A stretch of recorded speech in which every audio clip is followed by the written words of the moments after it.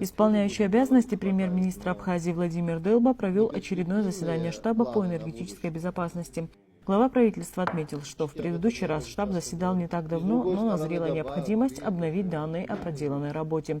Новую статистику за 2024 и 2025 годы предоставил ИО министра энергетики и транспорта Джансух Нанба.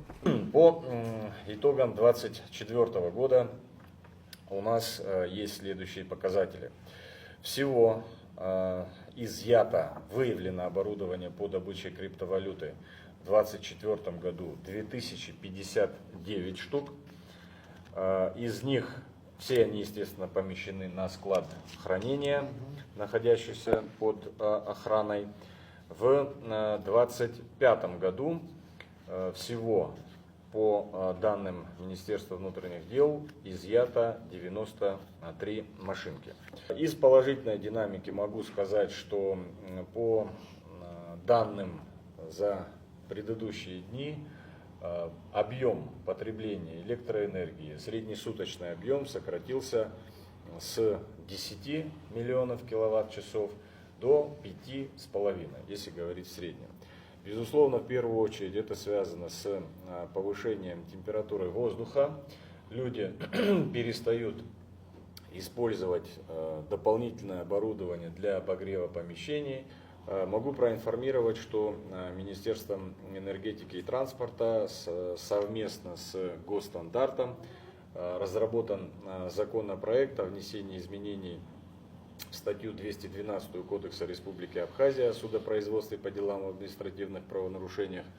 И в установленном порядке после всех процедур согласования уже направлен в парламент.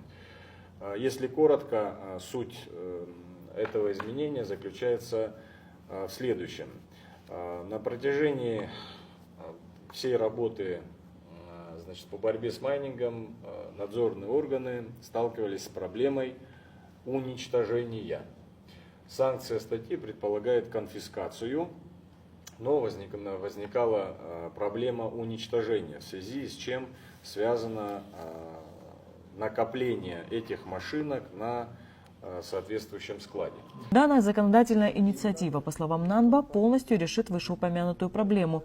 Тем самым у уполномоченных органов появится возможность при решении суда о конфискации майнинг-оборудования уничтожать его в установленном порядке. Исполняющий обязанности премьер-министра Абхазии Владимир Делба отметил, что новость о сокращении потребления электроэнергии в 2 раза связана в первую очередь с наступлением весны и потеплением, а не с усиленной работой в борьбе с майнингом. Отчитался на заседании штаба и исполняющий обязанности заместителя министра внутренних дел Руслан Ажиба. В связи с усилением борьбы с незаконной добычей криптовалют с 26.11.2024 года по настоящее время всего по республике выявлено и изъято 423 аппарата и 19 видеокарт. В ходе проведенных рейдовых мероприятий было проверено 382 объекта по республике. С 10.01.2025 года и по сей день было проверено 146 объектов, из которых выявлено 93 аппарата по добыче криптовалют. По районам могу сказать, 13 объектов в Гаграх было проверено, в Сухуми 130 объектов, в Ачимчирах 1, по Галскому району 2 объекта. Проблемой наряду с майнингом остаются и незаконные подключения к энергосетям, подчеркнул Владимир Делба. Майнеры – это не весь энергодефицит, мы же прекрасно с вами понимаем, да? Ну, есть еще и другие недобросовестные, истории, о которых мы знаем. И в некоторых случаях даже гораздо больше по потреблению, чем майнер. Это тоже очень важно. Мы просто на этом, чтобы не останавливались только. По ходу идем, подключение там, колоссальное подключение, но это не майнинг. Но это что же незаконное?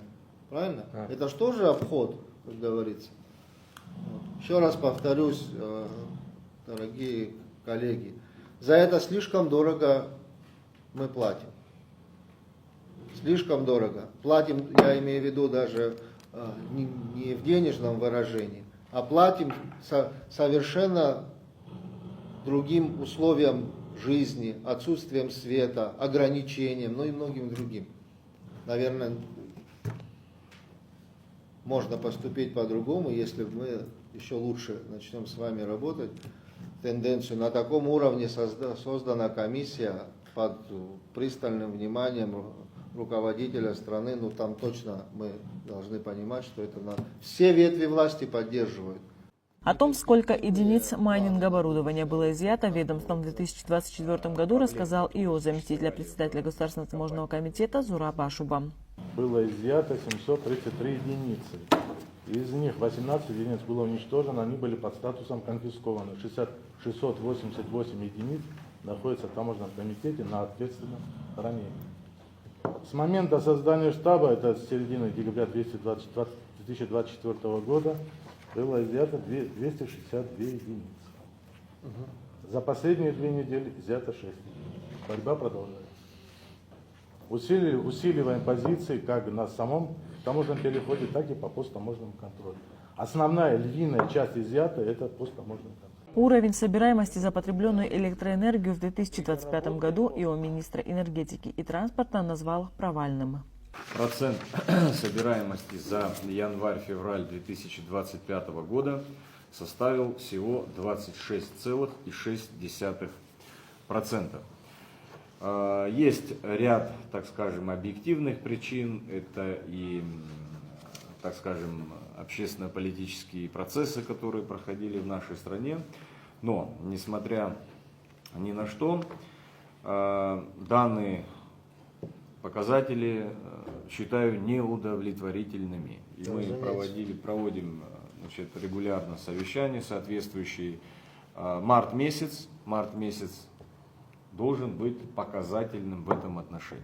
ИО премьер-министра Владимир Дылба призвал ведомство усилить работу в борьбе с майнингом и напомнил, что этот вопрос стоит на личном контроле ИО президента. Кроме того, Черноморэнерго поручено повысить собираемость за потребленную электроэнергию среди жителей нашей страны. В противном случае, примерно через полгода нас вновь ждет очередной кризис в энергетической отрасли и многочасовые отключения света. Анастасия Никонова, Сасрапуагухава, Абаза ТВ.